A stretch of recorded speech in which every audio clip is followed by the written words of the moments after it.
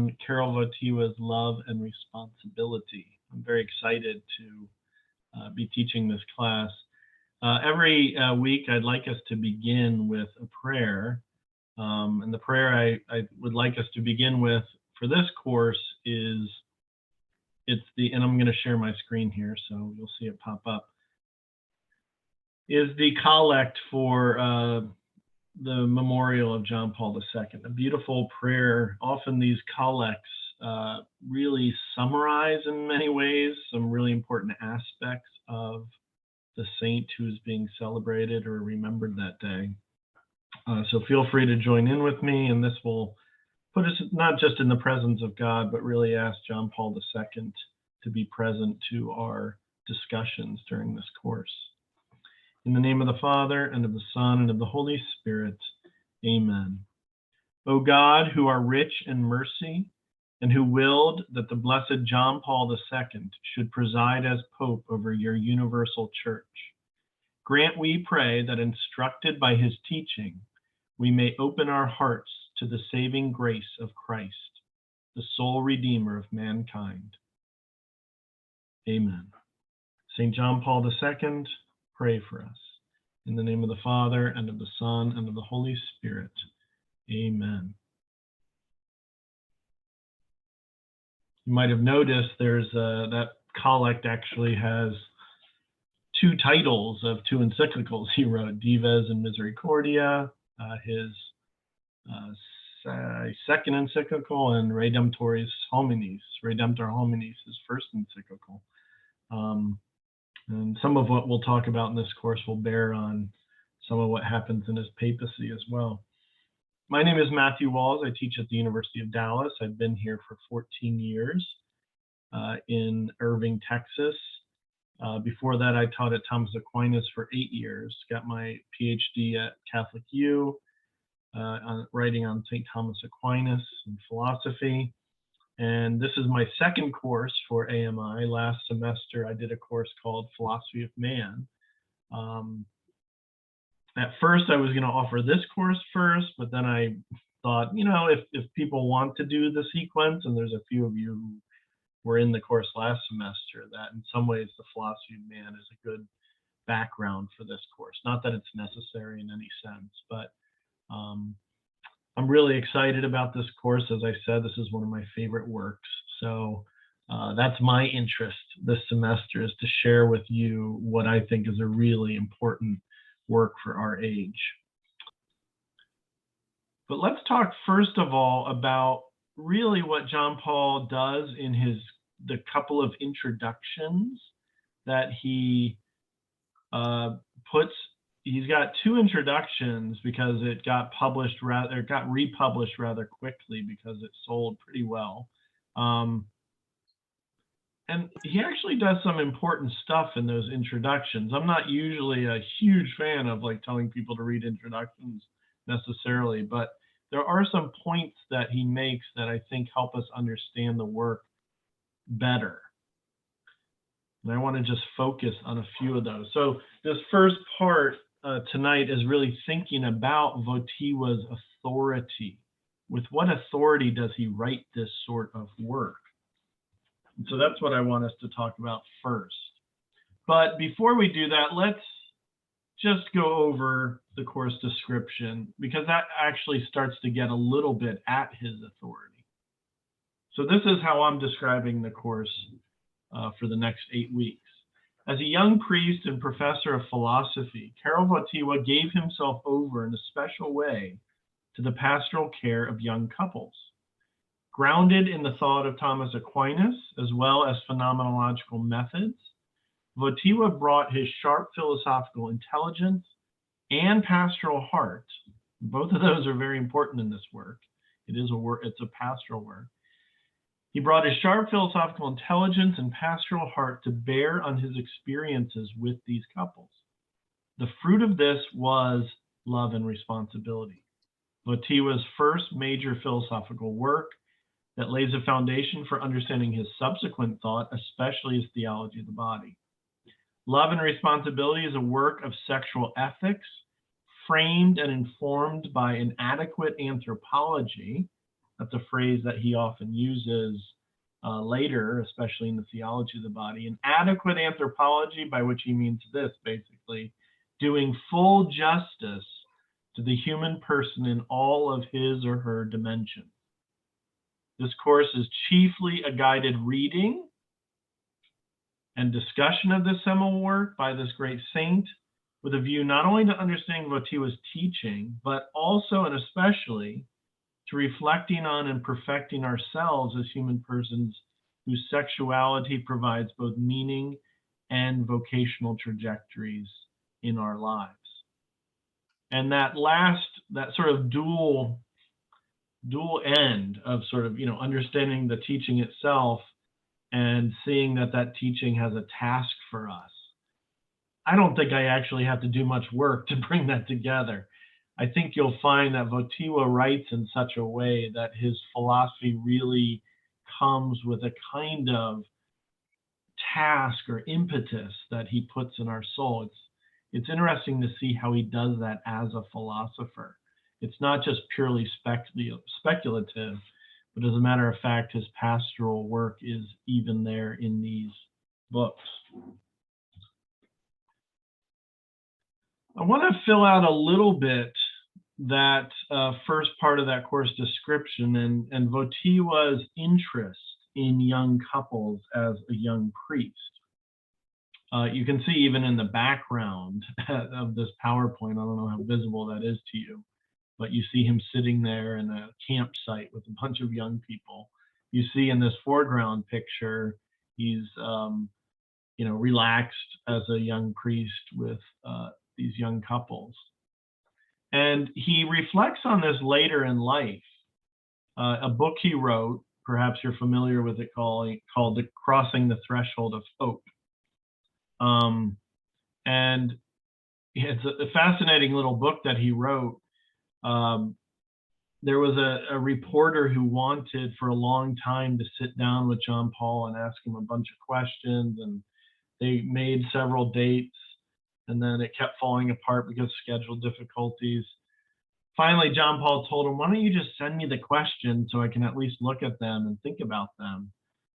He sent them these questions, and then about 5 or 6 months later, a manuscript showed up in the reporter's mailbox, which was a full book called Crossing the Threshold of Hope, where he went through and answered every question.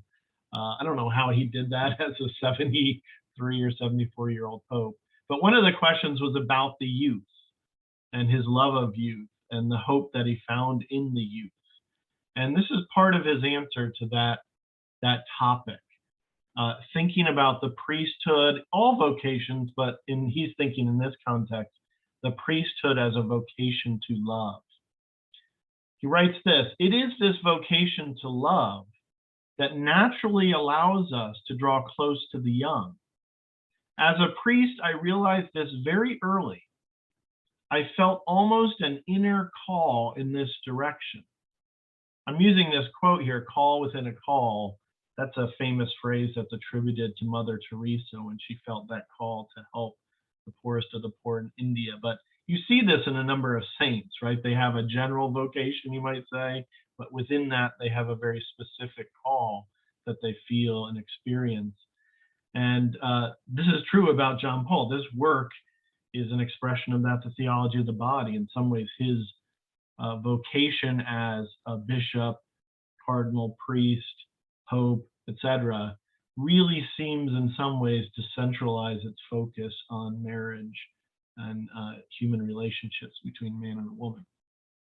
It is necessary to prepare young people for marriage. It is necessary to teach them love. The italics, by the way, are his, the bold's mine. Love is not something that is learned, and yet there's nothing else as important to learn. There's a nice paradox. As a young priest, I learned to love human love. That's a really beautiful sentence. As a young priest, I learned to love human love. I think you'll see that in this book, an incredible attentiveness to the nuances and subtleties of human love. This has been one of the fundamental themes of my priesthood, my ministry in the pulpit, in the confessional, which I think is absolutely crucial to this work, and also in my writing. If one loves human love, there naturally arises the need to commit oneself completely to the service of fair love, because love is fair. It is beautiful. After all, young people are always searching for the beauty in love. They want love to be beautiful. If they give in to weakness, following models of behavior that can rightly be considered a scandal in the contemporary world, and these are unfortunately widely diffused models, in the depths of their hearts, they still desire a beautiful and pure love. This is as true of boys as it is of girls. Ultimately, they know that only God can give them this love. As a result, they are willing to follow Christ without caring about the sacrifices this may entail. As a young priest and pastor, I came to this way of looking at young people and at youth, and it has remained constant all these years. Anywhere the Pope goes, he's speaking about himself as Pope, he seeks out the young, and the young seek him out. Actually, in truth, it is not the Pope who is being sought out at all. The one being sought is Christ, who knows that which is in every man, especially in a young person, and who can give true answers to his questions. And even if they are demanding answers, the young are not afraid of them. More to the point, they even await them.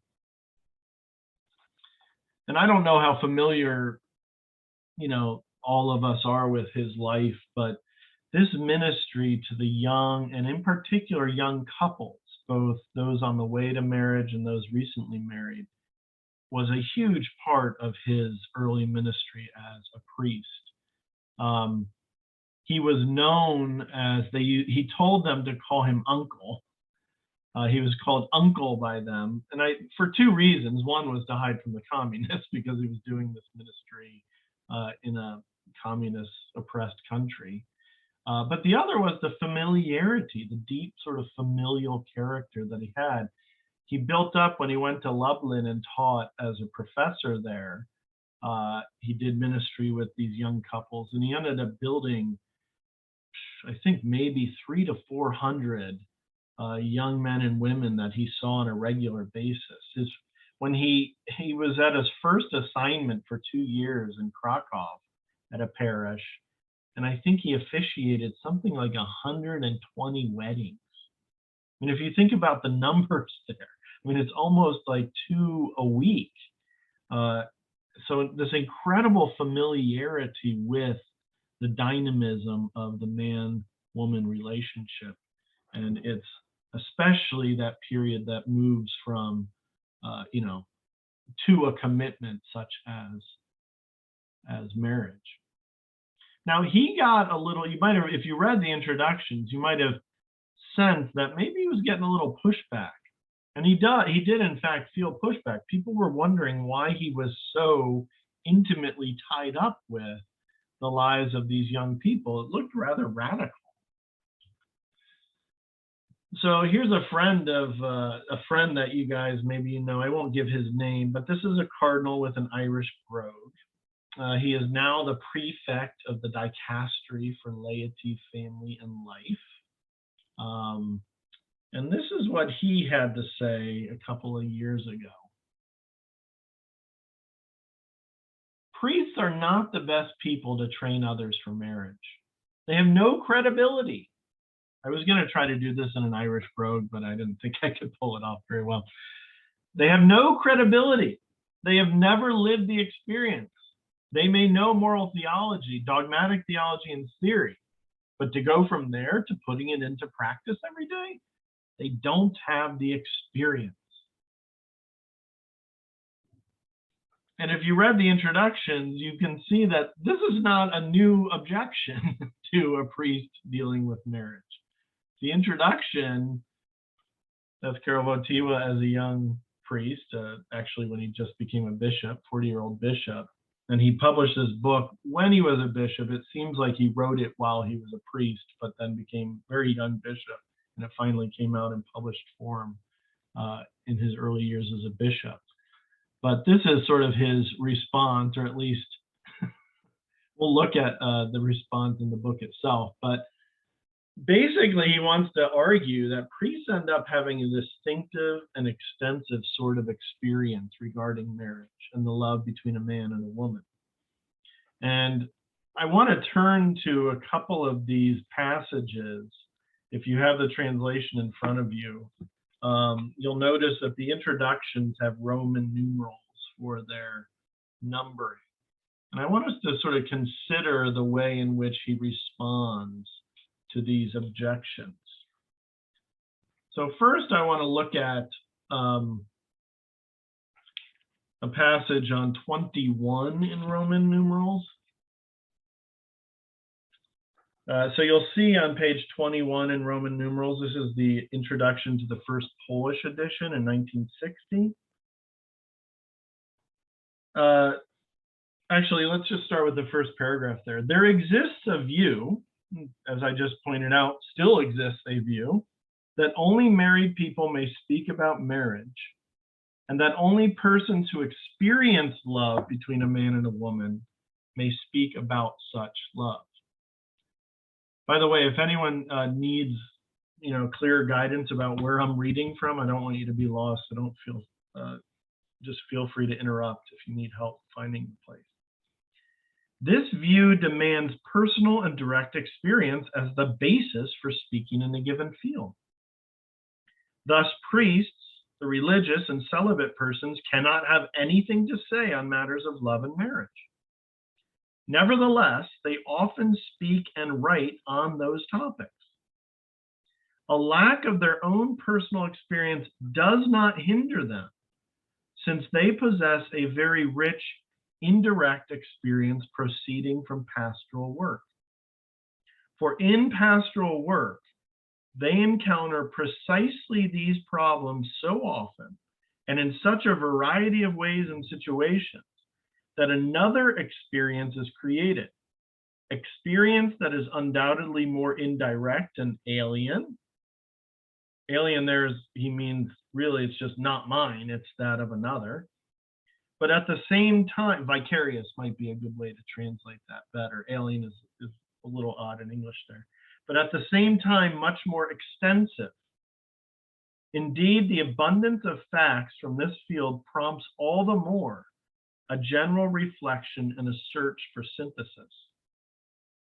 That is how this book came into being. It is not an exposition of doctrine. Instead, it is above all the fruit of constant confrontation of doctrine with life, and the work of a pastor consists precisely in this.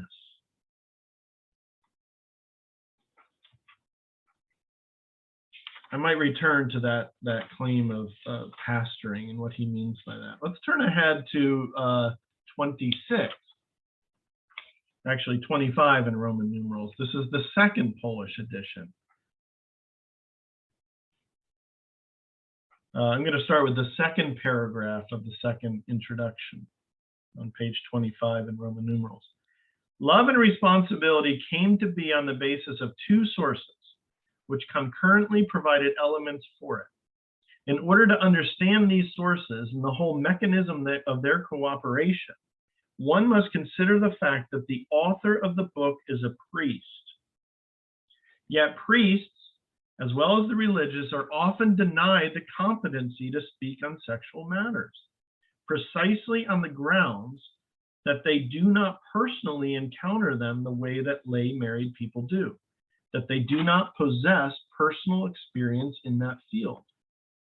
Due to that fact, it must be underscored that it is precisely experience, the indirect experience provided by pastoral work, that is one of the two sources of this book.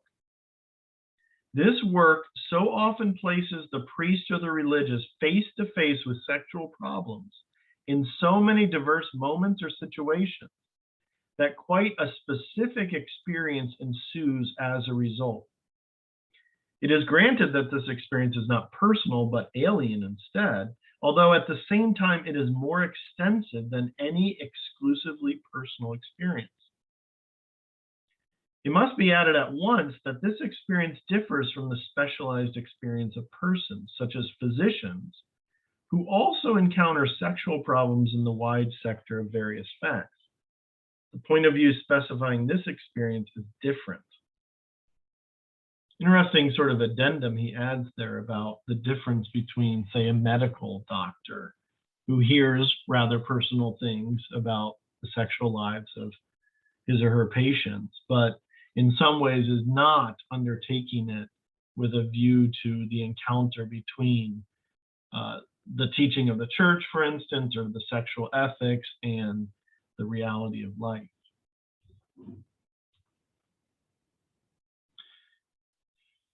He also talks about the gospel, right? The gospel is the second source that he goes on to talk about. The superior source, he says in the next paragraph, is the gospel, together with its extension, the teaching of the church. And then he names a number of verses. It's sort of, he does this in both introductions, but if you count up the number of verses where you have in the New Testament teaching on what you might just call sexual morality or sexual ethics, you come to about maybe 85 verses total. And yet the entire teaching of the church on sexual ethics is in some ways contained in about 85 verses of the gospel and the letters of Paul, etc. And he wants you to see that this work is in fact basically trying to put that gospel teaching, that New Testament teaching, in confrontation, as he says, with life, right? How does that fit with life? And in some ways, I would argue that this response is a little bit underplayed because he doesn't play up the fact that, and this sort of bears on his understanding of the human being, right? That the priest or confessor, or someone who's doing spiritual counseling or directing, is privy to what is personal. A phrase that he often will use is this notion of lived experience, that the confessor not only has access to the objective facts of what people do, but he has access to the manner in which they themselves are oriented towards it personally, right? How do they understand it consciously?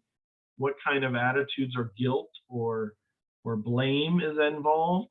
So in some ways, the confessor in particular is dealing with these questions precisely at the personal level, at the level in which the person, in relation to his or own objectivity as a moral agent, is in play. And the other thing he doesn't talk about, but which is evident from the book as we'll go forward, is that as a priest, he heard both sides of the story, if I could put it that way. And anyone who is in a relationship knows that males and females don't always see things from the same perspective or have the same take. Obviously, Karol Wojtyła was a male, but nonetheless, he has access to the female perspective in a way that maybe even the beloved of that female might not themselves have access. I think priests here, in some ways, souls that are bared in a way that even sometimes exceeds what a husband or a wife will tell one another. Now, a lot of this bears on what he understands the human person to be, right? That access to conscience is another way to put all this. That lived experience where you not only see what objectively the person is doing, but you also have access to what they think about what they are doing and how they evaluate what they are doing. That turns out to be a very important dimension of what it means to be a human person for Karol Wojtyła. And the priest in some way is operating almost always at that level of personhood, right? At the level at which the human being is consciously aware of their action and evaluating. Briefly, let me just give an overview of the work so that we kind of have our bearings in relation to the whole. I'm going to do so on the basis of a few words that he says. Let me just start with this in the introduction, the first introduction.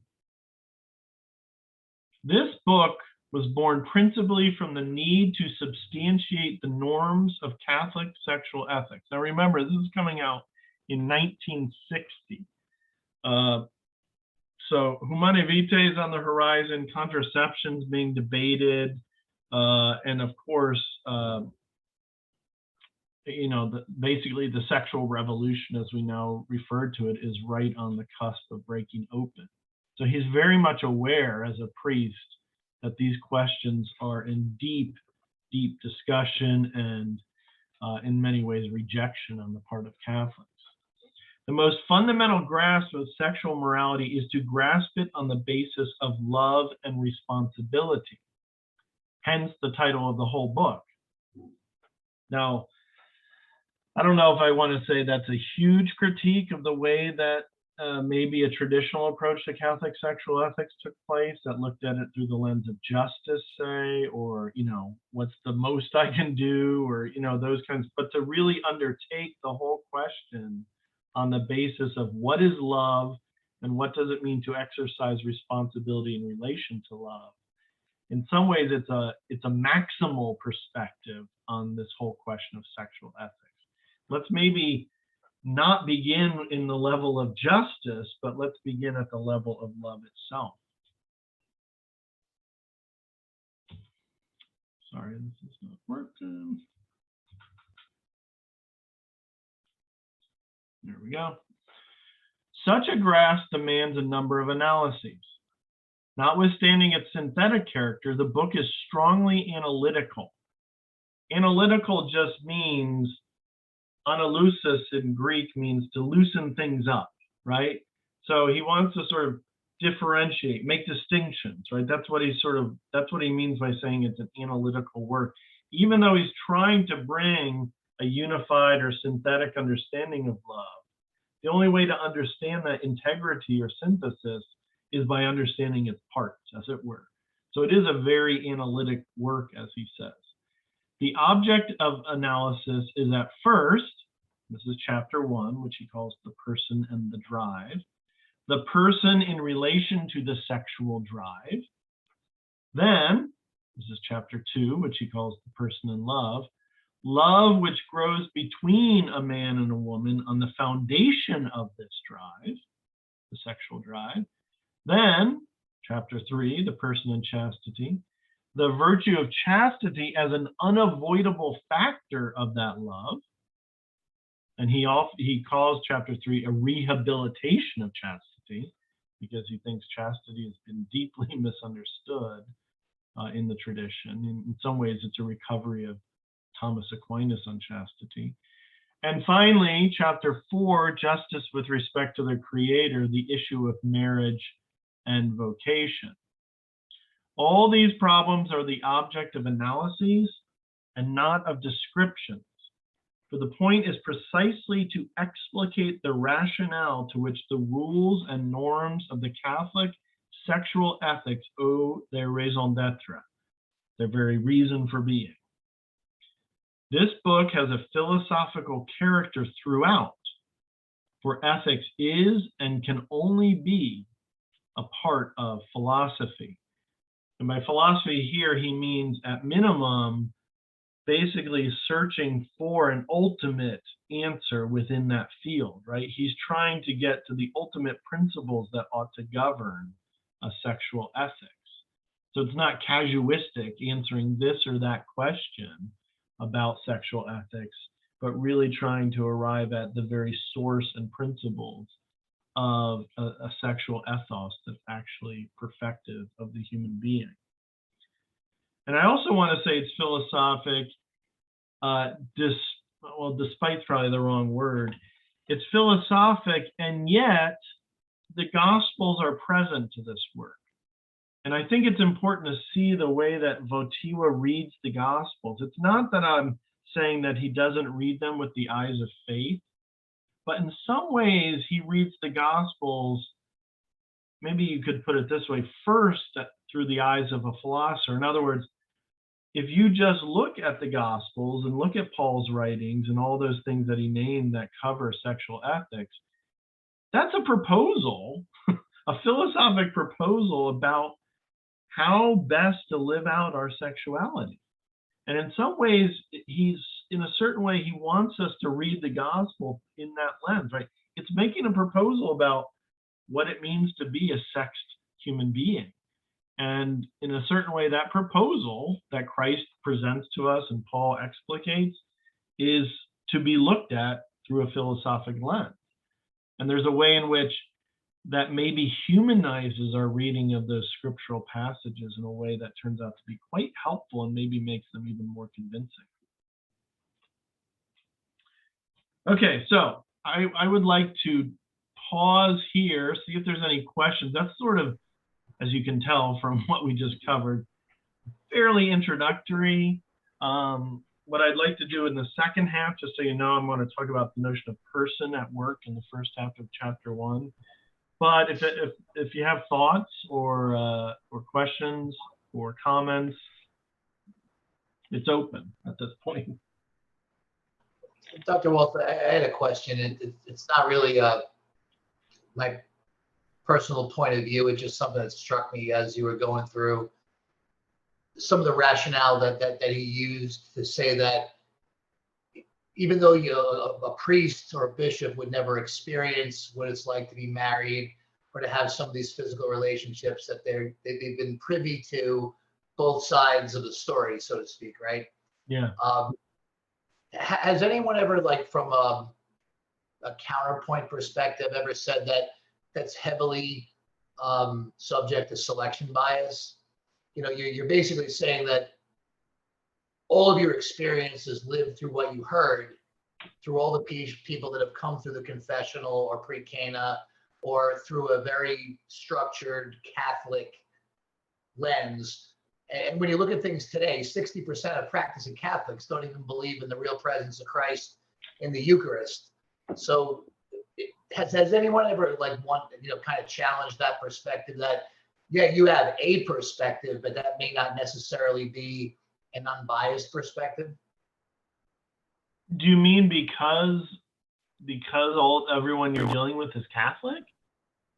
Well, not only Catholic, but Catholic that are coming to confession regularly and having a dialogue with a priest. So the lived experience that he has is from people that have shared with him, and it doesn't. And I'm also comparing like the modern era that we live in to what he was writing about when he wrote about it. Is that seems to be highly selective because most people don't do that, right? Yeah. So you're not really getting the true picture. You're getting a very segmented picture based on a set of people that would do these things, so to speak. Are you saying because these are people coming to him that are like actively grappling and struggling with this stuff and actually going to confession, as opposed to people that don't really care about the sexual ethics at all, and like, is that kind of what you mean? Not necessarily that they don't care, that they're not actively engaged in their faith. There are people, that haven't seen the inside of confession. A real quick funny story. We did one of the priests of the parish. They did a homily where this poor altar boy that was about 9 years old was holding a 60-pound painting, and the priest kept asking everybody, like, where in the church does this hang? Nobody could answer it because it was inside the confessional. So, and that was in an active, that was the 11th Mass at St. Raphael's. It was interesting to see, like, even within a group of practicing Catholics, nobody saw the picture because nobody knew, nobody was ever in the inside of the confessional. So you're talking to a subset of people, basically. Yeah, I'll be honest, I haven't heard that objection, at least not him answering it. I think he's at least trying to answer insofar as the thing he emphasizes, interestingly, is the extensiveness of his experience, as if, at least in his experience as a priest, he saw a lot of different types of cases. Now, that might be helped insofar as he was also, active in campus ministry. He's, the confessional is one of the places that he's talking about, but he's also talking about his experience, in those other settings as well. But I guess there's also, maybe you could call this a selection bias, but it seems reasonable at least to hold that you will have a better understanding of this realm when you undertake it with people who are, thinking of what Caleb said, who are serious about getting it right, right? And it's not hard to understand the sexual realm in a superficial way. Like, we know the sort of superficial ways in which it can be dealt with. The more difficult question is, how can it be integrated? And in some ways, therefore, it's sort of like any realm in which you're going to try to understand the whole of it, you see the best of it in the paradigmatic examples of those who get it right and integrated. Yeah, I agree. I was just curious if anyone challenged. Yeah. Because they're also brothers, sons, they've seen things, even if it's not from within their direct, roles and responsibilities as a priest. They have tons of exposure. And I was just curious if people ever put them to the test on Yeah. That's a good question.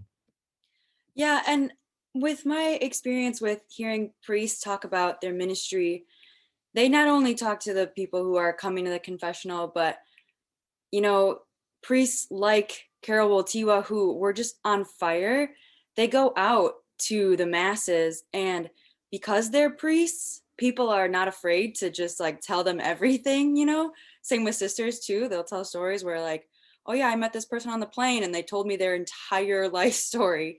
Or I visited the prison and talked with murderers and rapists all day. It's a wide swath of kinds of people that they have contact with. Yeah, partly the reason I think the introductions are crucial is because it's sort of looking at the question of anthropology, or what a person is, from the side of this very practical issue, right? We're going to see at least glimpses of his understanding of the human person. And as I tried to think, he's arguing to some degree that a priest has an access to that which is properly and philosophically called personal, right? That's exactly what is being shared with them in a way that I think, at least when I talk to priests, I think lay people have just, unless maybe they're a counselor, they have a very specific sort of job, they don't often have that kind of access to people. Or at least if they do, it's within a very limited context of family and close friends. But yeah, so in some ways it's a different way into his anthropology, to see his anthropology is in some ways deeply connected to his priesthood, because the priesthood gave him an access to the inner structure and workings of what it means to be a human person. So is he sort of arguing that there's a universal that a priest can come to, if it's a good priest, or like some, which hopefully it is, that there is a priest who is truly trying to be another Christ and go out to his bride and love her well, and then she responds to that because she sees Christ, because he's loving. Is he saying that in that personal encounter, there's a universal that can be drawn that you can't get in any particular situation? So we live our personal marriages, but those are so unique that we're not going to have a universality. Yeah. So it's like it's a kind of abstracting. That's why I think he talks about, that's the word he uses in both introductions, is this idea of the extensiveness of the priestly experience, to see so many different situations at play, so many different, so many different problems at work. Well, and he talks about it's the confrontation between like these personal experiences and doctrine. Yeah. Right? And so he's been privy to that confrontation from a lot of different angles, and so he understands that confrontation well. I think is kind of what he's getting at, right? And I think this might become clear as we move along, but partly I think he does it to make us aware, not in a critical way, but that each of us probably in our relationships don't really see all the dimensions all that clearly, because our particular relationships might be really good at X and not so good at this other dimension or something like that. So there is a way in which that extensiveness of experience, thinking of what Bridget said, it does provide a more universal, holistic look at human relationality between man and woman. I'm kind of surprised that he doesn't bring to his own defense the idea that he has a sort of impartiality. But maybe that goes against his whole philosophical method here of personalism, that he wants to dig into that experience of it. Yeah. But it seems that there's something to be said for, I don't really know. I mean, I know my relationship with my wife in a way that nobody else does. But there's another way to know my relationship with my wife that I feel like I don't have, because I lack that impartiality to see it clearly or without context that might actually obscure something.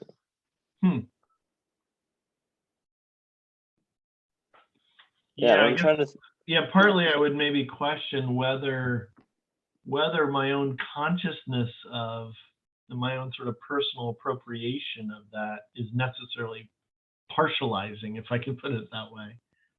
Because I don't think he thinks that. Yeah, I would imagine that. I mean, in other words, partial, impartial is about a way in which you understand something objectively, that you're only sort of getting at an objective reality through a certain lens. Whereas the way I think he wants to understand the personal is precisely the dimension in which, not necessarily that it's partial, it's just that it's seen from the first person. So the difference of perspective that is not necessarily diminishing the object. It's just seeing it from within itself rather than, as it were, from the outside. Mm-hmm. And in fact, he thinks that is the most important dimension of the moral. The objectivity is not to be forgotten, but what's more important is, in fact, the conscience, right? The conscience's own evaluation of it. But I don't think he would want to think of that necessarily. It could be partial. In other words, you could, not want to feel a certain amount of guilt and therefore be partial in your own judgment of yourself. But I don't think it's necessarily partial. Yeah, I'm thinking of an experience where you have, I don't know, someone's going to counseling, right? And they sit there and they talk about this, and the counselor says, well, have you thought about this? And you go, oh man, I never I never took it in from that perspective. I always perceive these things in this way, and I read them in this way. And I think along those lines. Yeah, that seems right. Yeah, and that maybe, that's a better way perhaps of putting the point I was making, that like each of us, we have a lot, at least I find as I read a book like this, every time I return to it, I find like I still have a lot of the same blind spots I had the first time I read this book. I thought it was healing me on them. Maybe I got a little better, but I just realized that the dynamics that I have in my own relationship based on my temperament, my wife's temperament, et cetera, that we do certain things we seem to do pretty well. And then there's others that just like I see in other couples. And he sort of is presenting a kind of very, I don't want to call it idealistic. I don't think it's idealistic. It's something more like paradigmatic, right? This is available to everyone in some way. You might be right, Adrian. It might require external help to help you see what you're missing in your relationship. But in principle, it's available to us to have the fullness of this human relationality. So then I think it's important that it's not, we were talking about abstraction earlier. It's not abstraction so that it's false to reality in the same way that like mathematics abstracts reality, but obviously it consciously excludes part of that reality in order to analyze another part. But this is an abstraction that's more, it's not really an abstraction in a certain sense. It's just, like you were saying, creating a paradigm and saying, this seems to be how relationships work, even if they don't always work in this exact way, and nothing's actually missing the kind of adequate anthropology. Yeah, it's universal in its more Greek sense of katholos, right? You're seeing it as a whole in all its parts. No, so not a universal insofar as it's seen sort of apart from its individual instantiation, but it's universal as giving us the whole at once in some way. So do you kind of mean like granted this is lofty goals, but he's kind of saying like, if you can love in this way, no matter the situation, this will help you like see through it in the right way. Yeah. Is that kind of what you mean? Like it's almost like a all-encompassing guiding principle of how to love. Is that what you mean by universal in this sense? Yeah, I'm not sure I like the word "how" there, because I don't think he wants to see it as it's a work of sexual ethics, but it's in some ways a work of sexual ethics with a certain inclination towards the anthropology behind it, rather than going in the direction of action. It's more going in the direction of the grasping of the nature of love itself. The sort of practicality of it is almost the way in which the presentation of that fullness of understanding of love necessarily impels us to want it, because sort of what he said in Crossing the Threshold of Hope, right? That is fair love. That is love in its fullness, because there are dimensions of it that I start to see that I am not fulfilling adequately. So sorry, when you say it's not idealistic, you're just meaning it's not unattainable, and that his anthropology is sort of going to inform the particulars, but not in a way where he's saying in this particular situation you should do this, but rather it's just kind of I don't know how to, but it's not that's the distinction you're making. It is attainable, or it should inform your particulars. Yeah, I mean, it always is particular. Love is always particular. It doesn't exist outside the particular. He's not sort of laying out some form of love. He's trying to analyze in a way that we would understand the integrity of love as it actually exists in its human excellence, in the most humanly excellent instantiations of it. I have a question. It just struck me as you were saying that, is if you're using the definition of love as like from Aquinas, like willing the good of another, how would he differentiate the love between a man and a woman, like in a where there's a physical relationship, versus the general love, which is willing the good? Is the vocation of marriage and the unity of a man and a woman somehow implicit in the definition that he's using within this text? It seems like I get hung up on this a lot, so forgive me. It's like love. I love the definition of it when it doesn't have the emotional, squishy-wishy, kind of hippie pop culture feel to it. When it's willing the good of another, when you then read that with Corinthians, love is patient, love is kind. All of a sudden, it's like, wow, this got really hard, really fast. And it seems like he's taking a very narrow definition between a man and a woman for the purpose of this corpus of his work, as opposed to love in general. Am I going too far into the weeds there? You're not going too far in the weeds. You're just going into chapter 2.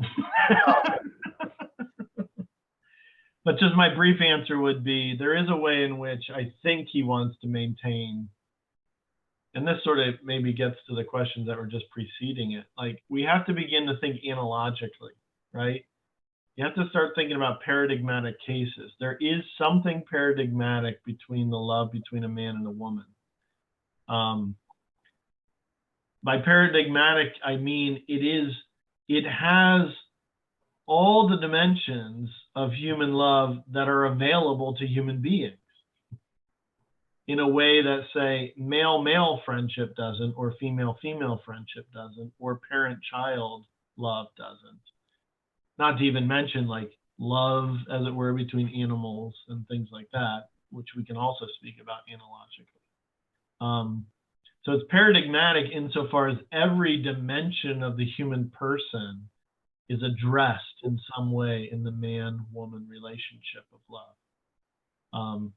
And therefore it becomes something like it becomes a kind of intelligible touchstone for every other love. Not that I want to understand my friendships with my male friends necessarily in light of my friendship with my wife, but to some degree, if there's friendship or love outside in these other relationships, that too is in some ways a part of the relationship between a man and a woman. So in that sense, and I think he thinks that just as a matter of sort of linguistic fact, when we use the word love, we almost always have its first meaning between a man and a woman. Like that's what people mean if they just say the word love. You might say acontextually, like that's what we first think of. Mm-hmm. And you know, that seems to be true in Polish. It seems to be true to me in English. It was true in Latin. If you said amor, the first thing you would think of would be the love between a man and a woman. And that's not, for him, that's not an accident, right?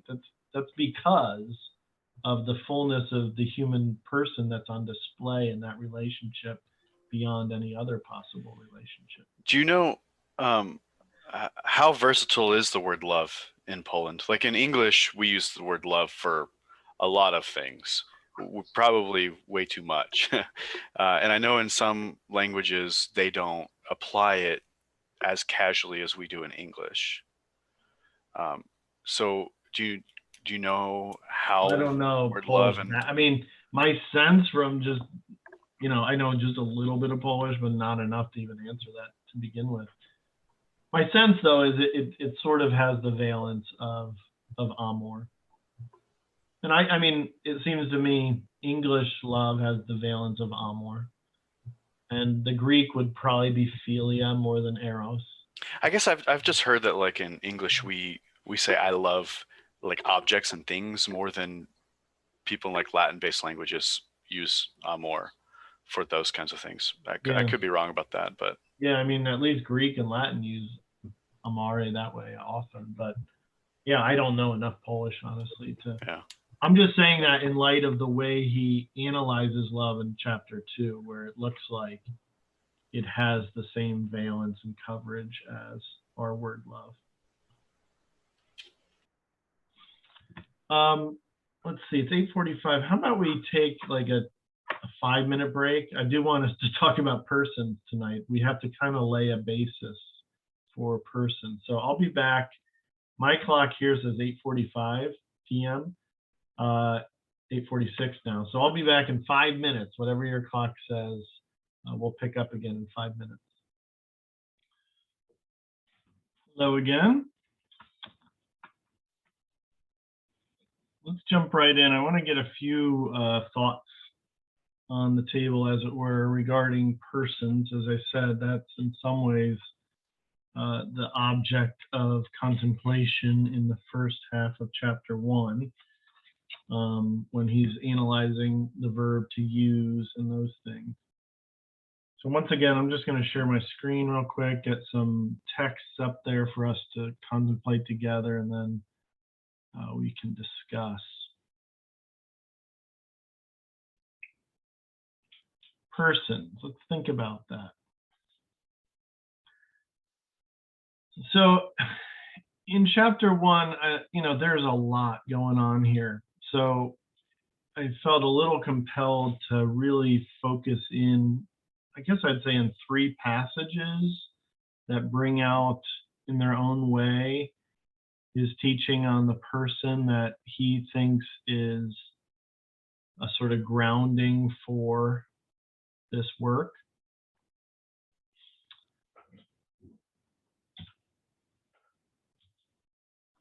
first thing that he wants to talk about, and that we'll talk about, is that to exist as a person is to exist as alteri incommunicabilis. This is something he grabs from the Middle Ages. Hard to translate, but means something like not fundamentally shareable with another, not fundamentally transferable to another. We're going to look at a text where he talks about this, that this is what it means to be a person, is to have something about you that is altogether your own and really cannot be shared. And we see this especially when we reflect on the fact that we're free and self-determinative in our action.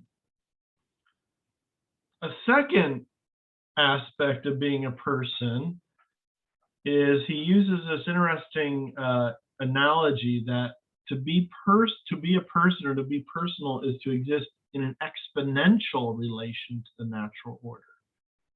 And this leads to a reformulation of the Kantian categorical imperative. If that doesn't mean much to you, I'll try to explain that here in a second. And lastly, to exist as a person is to exist as an object of love in justice, which is a really fascinating claim that is really the content of the personalistic norm, that in a certain sense, the only just way to deal with a person is to love a person. So there's a kind of, not altogether, but a kind of conflation of love and justice that happens in the presence of a person. Let's take up this first one, the person as not shareable or not transferable to another and willing freely. So I want, if you have your text, I want you to be looking at page 6. Very important paragraph on page 6 in this translation. If you have a different translation, this is right before the first meaning of the verb to use section of chapter 1. So on page 6, thanks to the fact that man, a person, possesses free will, he is also a master of himself, sui juris, as the Latin phrase declares of the person. A second characteristic property of the person remains closely linked to this distinctive feature of his. The Latin of philosophers grasped this property in the statement that the person is alteri incommunicabilis, non-transferable, incommunicable. The point in this case is not to emphasize that the person is always some unique and unrepeatable being, as this can also be stated about any other being. Think about a snowflake or something, right? About an animal, a plant, or a stone. This non-transferability or incommunicability of the person is most closely linked with his interiority, with self-determination, with free will. No one else can will in my stead. No one can substitute his act of the will for mine. It happens that sometimes someone wants very much for me to want what he wants. What is then best made manifest is this impassable boundary between him and me, the boundary that is determined precisely by free will. I cannot want what he wants me to want. Probably a better translation of that would be, I am able not to want what he wants me to want. And precisely in this, I am incommunicabilis. I am and should be self-reliant in my actions. All human interactions are based on this presupposition. And the truth about education and about culture is reduced to it. Huge claim there at the end, by the way. That each of us is free in his or her own willing, and that everything we know about education and culture has to be traced back to that. That's what reduced means in this context. traced back to as to a principle or a source. So let me just try to piece together, at least in part, what I think he's saying here. In the person, we hit what I'm calling here a metaphysical rock bottom, as it were, especially when we encounter an act of willing freely. No one else can will in my stead.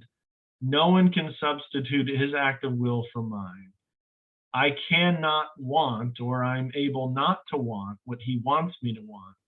And precisely in this, I am incommunicabilis. And I think this is where we see a little bit of his, reference to experience. We all experience this at times, right? What I'm calling here a kind of metaphysical or personal stubbornness. This can be quite frustrating, especially in male-female relationships. This can be absolutely heartbreaking, right? Maybe even angering and frustrating. You want someone, for instance, to return love or reciprocate love, and they don't. Or, of course, it can also be absolutely beautiful and disarming when you realize that, yeah, in fact, that person has freely chosen me, right? They have freely chosen and committed themselves to me. So partly what I want us to see here is that in some ways is at the very core of love, that the person has this core out of which activity flows, which we often call free will or freedom of the will or what have you, choice, free choice. But in some ways, that's where you really encounter the otherness of the other, right? The fact that you cannot, if it is to be an authentic act of love, it cannot in any way be fundamentally compelled or coerced. It must arise out of the other in a manner in which you yourself did not control its wanting. And in a certain way, that gives us a certain insight in what it means to be a person, is to have acts of will that are all my own and for which I am responsible. And this brings in the notion of responsibility pretty early. Does that also include the idea that love is a choice and it's actually not an emotion at all? Like there might be emotions involved, but principally it's a choice. I like principally there. I don't like the at all that you said earlier. Yeah, that in some ways to understand human love, this is at the core of it. This is what makes it properly personal. And in a certain way, it can't be truly human love unless it is properly personal. So that's why I like the principally, right? It is the principal dimension of human love. Well, even though, as you indicated, that love can express itself and be present in the sense life, in the emotions, in the psyche, in action itself. I mean, as we're going to see, there's going to be a sort of complexification of the notion of love, but in some ways, this is the principle of its wholeness and integrity. Was someone else going to say something? Oh, I was just going to comment. I feel like I found in most of JP2's writings about the person that there's this integration, and he doesn't really divorce choice from it, like if he's talking about an ideal that the human person, their passions are sort of integrated with their will. So you have this holistic response to you, like if you're either someone's not in love with you or they are, that it's not like the choice to be your beloved or not be your beloved is divorced from passions or feelings, but rather that there's sort of a holistic approach to that.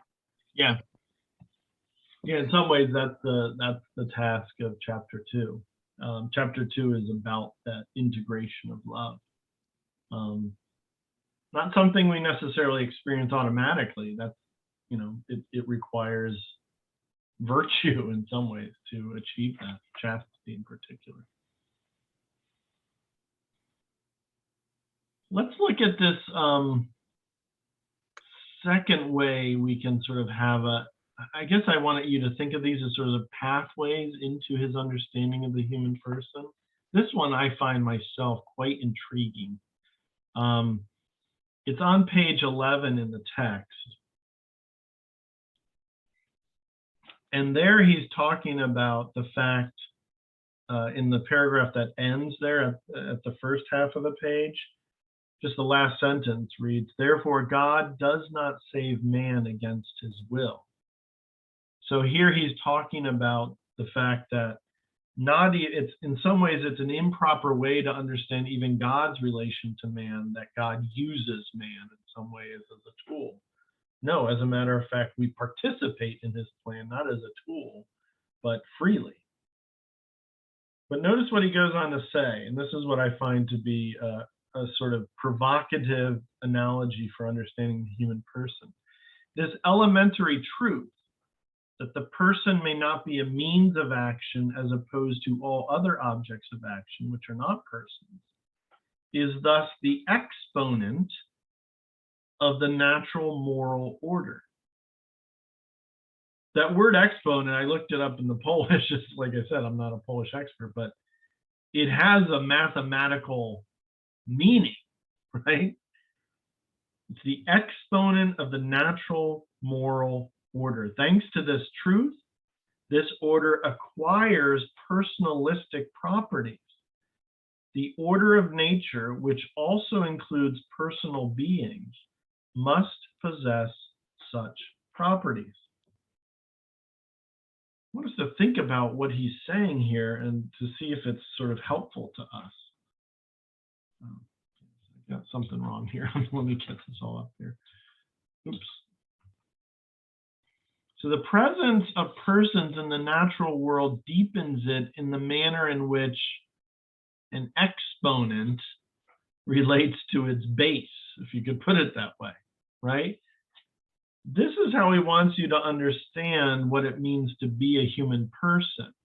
Each of us has a certain nature. Each of us is Homo sapiens, if you want to use the sort of scientific taxonomic word, or each of us is a rational animal, a certain kind of animal in the world with a specifying difference, rational. But the personal is, you could think of it this way, we are a certain kind of nature in the world, a certain kind of animal in the world that has been raised to the personal power, right? And so there's a new dimensionality in the world because we are persons, because we have an interiority to us whereby not only are we a nature, I am a human nature instantiated in the world, but I am simultaneously present to my nature as conscious of it and able to deploy it freely.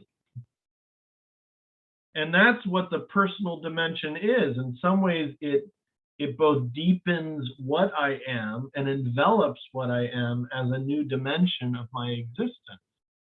So I am not just a specimen of the species Homo sapiens, although I am that, but in addition, I envelop my naturalness because of my consciousness of my nature, my consciousness of the inner workings of my mind, and my self-determination, my ability to deploy that nature and shape that nature in the ways that I choose. And I would suggest, maybe as a kind of experiential thing, that I think at times we actually experience this personal dimensionality. We're going to talk about one of them later in the book, the whole question of shame. Why is it that when I'm in the presence of another human person, that certain things, certain ways of dealing with each other come out, that I sense their personal presence in a way that I don't, for instance, in the presence of my dog or my cat or what have you. I don't know how ashamed people get in front of their pets, but I imagine most people probably wouldn't mind if they like undressed in front of their dog, right? But why is that? Because there isn't the personal dimension present there that enters into a different kind of relationship to one another, insofar as the exteriority, the interiority of the person are at play with one another. Because the dog isn't going to form a certain opinion of me or enter into some sort of evaluation of me or what have you, or objectify me. Do we know why he would have used, I've only ever heard this word in a mathematical context. Do we know, maybe I'm taking it too literally, but do we know why he would have used this operator as opposed to some other analogy? I think the reason is because, well, like I keep calling it an analogy. I think he finds it a very helpful analogy. I don't know how else to put it, but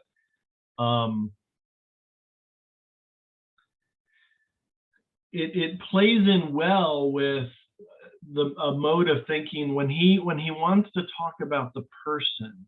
I think he thinks it's really important to see that the best way into understanding personhood is what I would call dimensional thinking. You have to start thinking about insides and outsides. You have to begin thinking about ways in which one dimension can contain another dimension. You have to begin to think about the way in which you might be looking at the side of, say, a cube, and you can call that a square, right, and not be false, but it's also simultaneously more than a square insofar as it's the face of a solid. So mathematical dimensional thinking comes up every once in a while in his work, and I think he finds it a very helpful way philosophically for us to begin to understand what it means to call me a person rather than just say a human, right? A human names my objective nature in the world as a certain kind of living body. But the person talks about that very nature now enveloped dimensionally by a capacity to possess myself both cognitively and volitionally, right? I can both know myself in my consciousness, and I can determine myself through choice. And I think he finds the exponential analogy just helpful for seeing that, right? And also, sorry I interrupted you, but one last point. Modern philosophy has tended to so emphasize the person apart from the nature that you get sort of a free-floating I, right? You get this beginning in Descartes and, Kant, and it sort of floats all the way down to us where, now we're aware apparently that people have this inner I that can also be a different sex than they happen to be, right? This analogy actually makes you see, or is helpful to see, that exponent in a certain way has no value apart from its base, right? You can't be a person without a nature, right? You can't be a person without a givenness to the kind of objective being you are.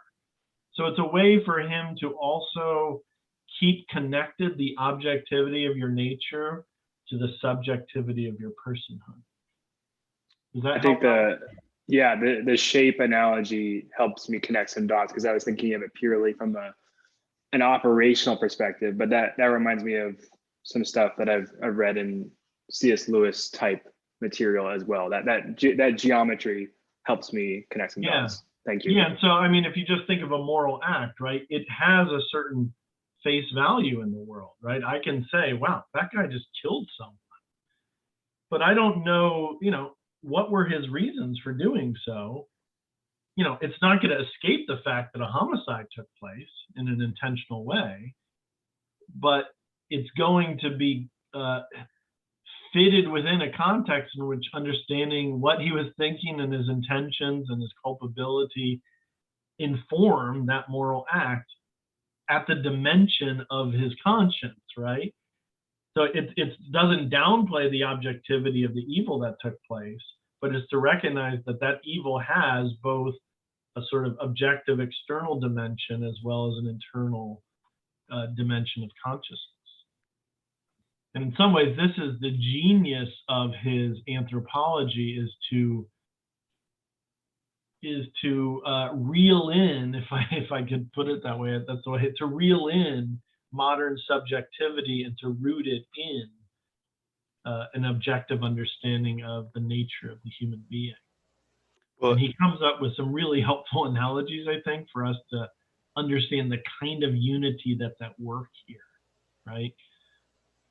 Well, and that personal being an exponent is kind of like we talked about previously in Philosophy of Man, how human beings are kind of this weird in-between creature. Yeah. We're not animals, we're not angels, and we're not or divine. We're kind of like this in-between, and so it's almost like that personal being added on to our objective being of what we objectively are is kind of like the way in which the personal that we're connected to, like kind of the infinitude of God, sort of. Yeah, it'd be interesting to think what the value of that exponent is. It does have a certain kind of infinite value to it. At least you raise it to something like the order of the infinite, right?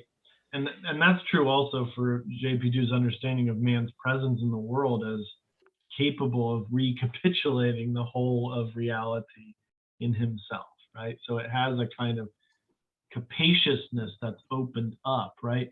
On the one hand, it's not detachable from my nature, but on the other hand, it's way bigger than my nature. So it's this very strange relationship that I love the exponent analogy, because that exponent, depending on how big it is, can do marvelous things in relation to its base, right? I mean, if it's 2 to whatever power, you're like, oh, that's going to be a tiny number.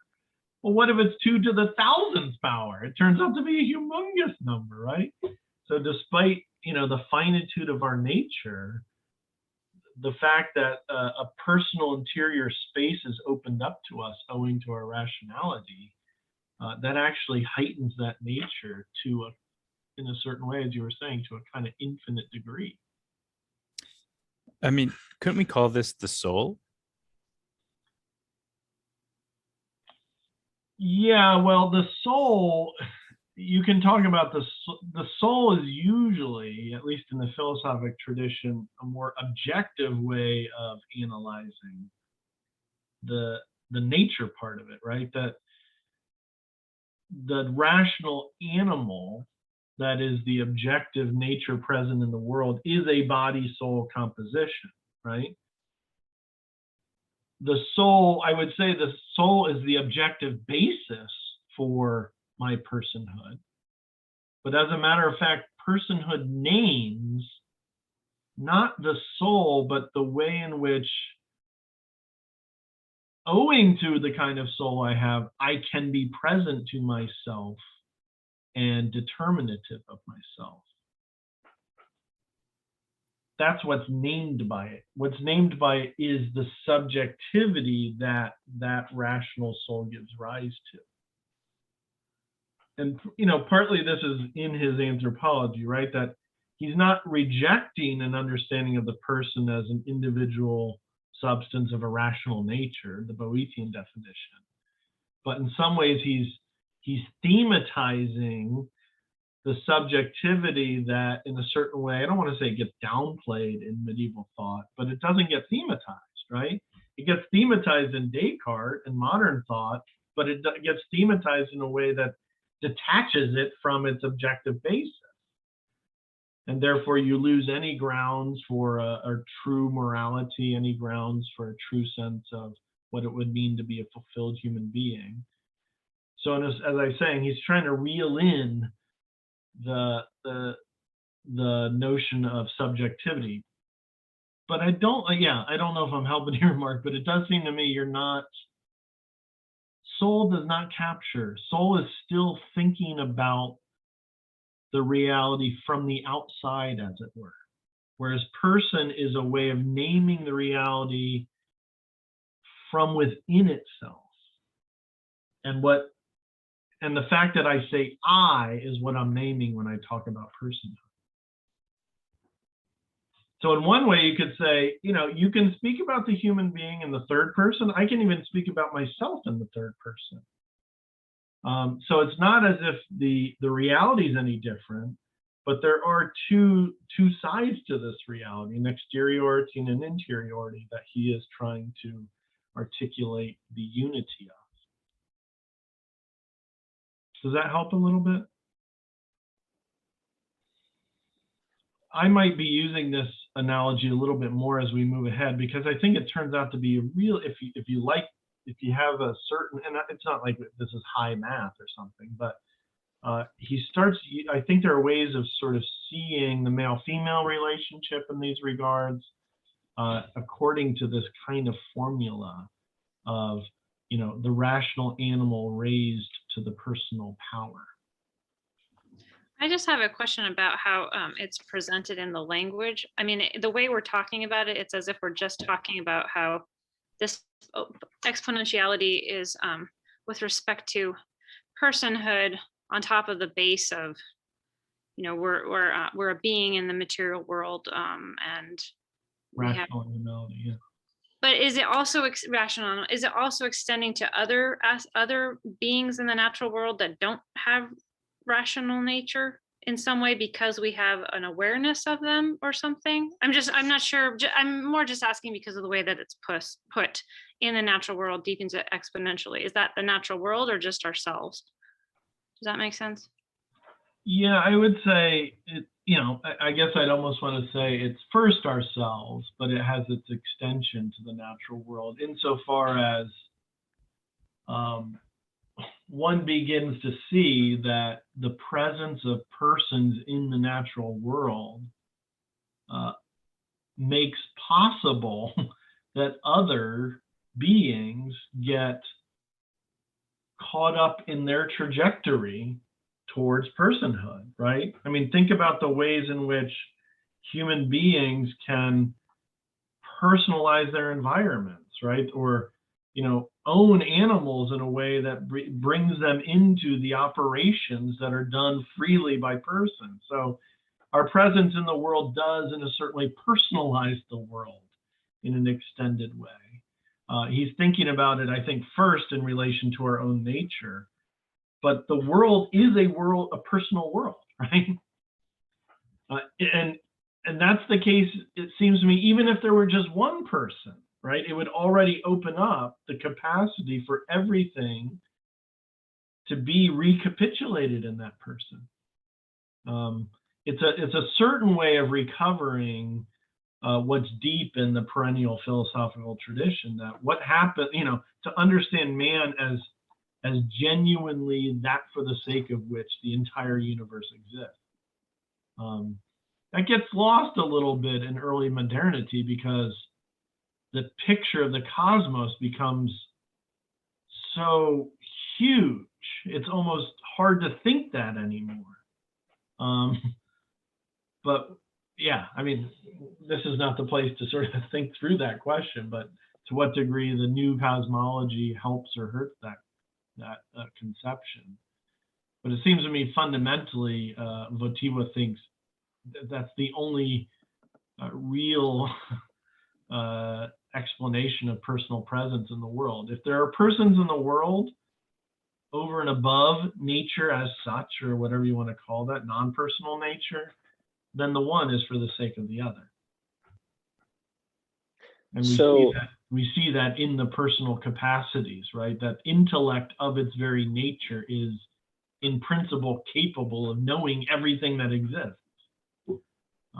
In that sense, I can even name it a name. I could call it being or creation, right? And in some ways, just by that name, I gather up the whole into myself. Not very determinatively, of course, but I have just named everything that exists. And we underplay that, I think, the power of the intellect to do that. Was there someone who was? Go ahead, Adrian. Yeah, I was thinking about what you said right there at the end was actually where I was going with it, but I still want to close a loop. So that reminded me of the philosophy of man idea, or the idea that we had come up in that course, that man is this recapitulation of all of creation. He's a sort of microcosm of all of creation. And that, I think if I remember, that was insofar as he was a rational creature, right? And so his intellect was capable of that, which you were just touching on. Do you think there's a sort of distinction of how the kind of personal experience also does that? So I guess it wouldn't be in the same way exactly, because I can't experience all of creation, right? Through my senses and through the powers of my soul. But everything that I experience is now present in my, those phenomena are present in my experience, in my person. Is that distinct, would you say, from how it's present in the intellect by just knowing it? And is that kind of what he's getting at, or is it more intellectual, like you were saying earlier? I think it's additional is the way I would put it. It's not distinct, but it is additional, or if you want to put it this way, it's distinct as an additive or a plus, right? In other words, what it sort of brings to the surface is the way in which the question is, to what degree is my apprehension of those objective realities appropriated by me into myself, and therefore it becomes a moral question, right?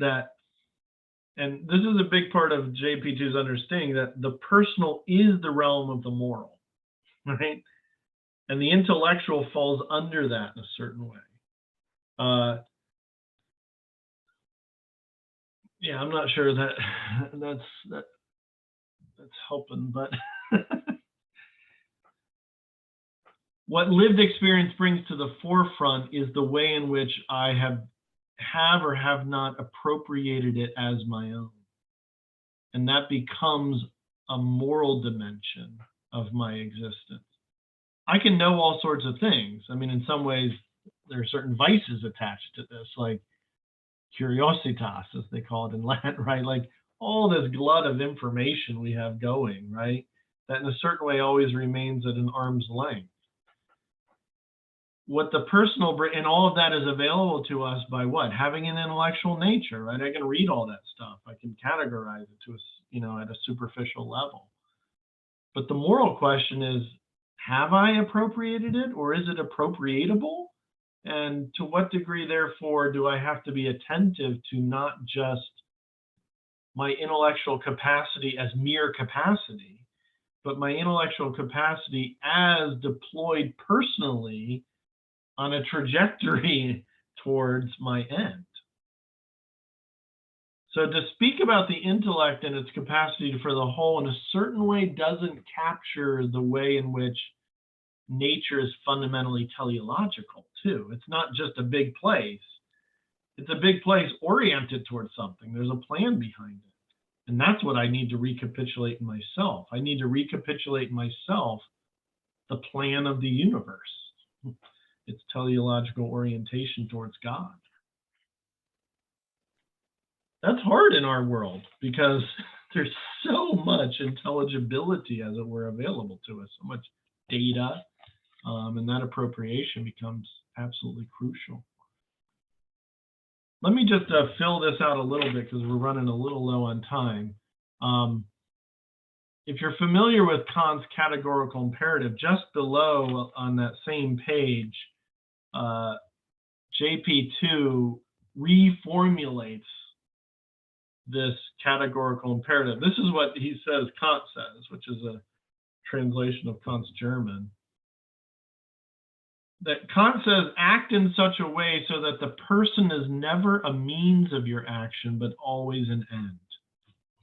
Maybe some of you are familiar with that thing. I want you to consider his reformulation of this. I mean, I would have read the rest of the paragraph, but it might be better for us just to look at what he says here. Whenever the person is an object of action in your conduct, remember that you may not treat him merely as a means to an end, as a tool, but take into account that the person himself has, or at least should have, his own end. And I guess partly what I want to call attention to here is,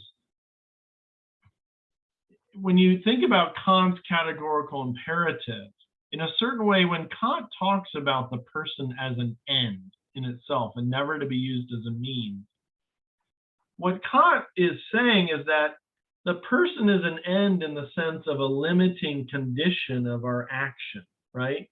Not an end in the sense of a goal or a good that I am after as a final cause, or that I am called to love. But I am not allowed to cross into that person, if you want to put it that way, right? That person is a boundary of my action. And I guess, just since we're running out of time to try to sum this up a little bit more, in some ways, Kant has totally won the day ethically, right? All the language we use in terms of, you can be as free as you want until you enter into like the personal space of another, or trample on their rights, or however you want to put that, is a very Kantian way of understanding personhood and the way in which personhood underlies morality. The person is an end, not in the sense of an object to be loved as good, but an end in the sense of a limiting condition or boundary of my freedom. Notice how Wojtyła puts it. Oops, let me go back. Notice the remember here, right? He's calling us to a certain cognitive disposition in the presence of others, right? Remember that you may not treat him merely as a means to an end, as a tool, but take into account that that person has his own ends, or at least should have, right?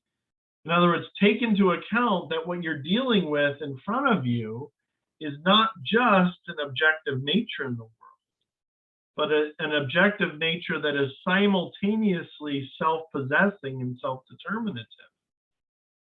And what we have to bring to the moral universe is that recollected state that in the presence of such persons, I'm not encountering just an exteriority, but also an interiority that has their own lived experience in relation to that given nature.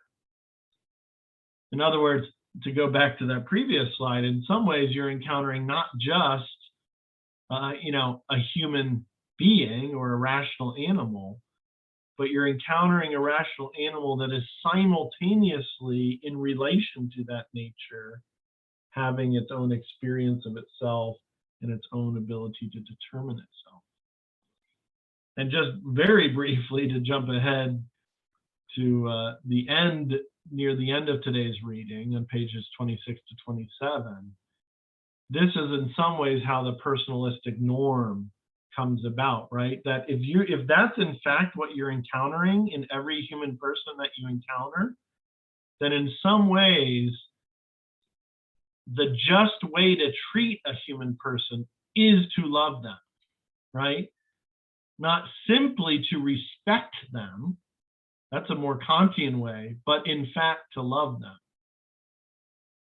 Because only love is capable of affirming the fact that that objective nature present in the world is a good, and a good that can actually undertake itself towards its own ends, and therefore is capable of being better or morally good. So not just metaphysically good as a being in itself, but capable of moral goodness insofar as it can undertake its own nature. So in a certain way, the first half of chapter 1 ends with the claim that love is really the only appropriate response that's equal to the exponential value that the person presents in the world. To love a person is not to treat them just as an objective nature that I need to respect, but to be drawn into their own pursuit of their own end as much as that is available to me. Now, I realize we kind of went through that last stuff really quickly, so that might be stuff we return to briefly next week. So I am, we can think about next week as covering all of chapter 1. So feel free to bring up questions about anything that we did. I don't want us to be too draconian about. In some ways, he's writing chapters as a whole. So even though we're doing them over the course of 2 weeks, we should feel free in the second week to go back to the first half as well. So I kept you about 5 minutes late tonight. Sorry about that. But do keep up with the readings and make sure you finish at least chapter 1 by next week. Thank you all for coming tonight. Thank you.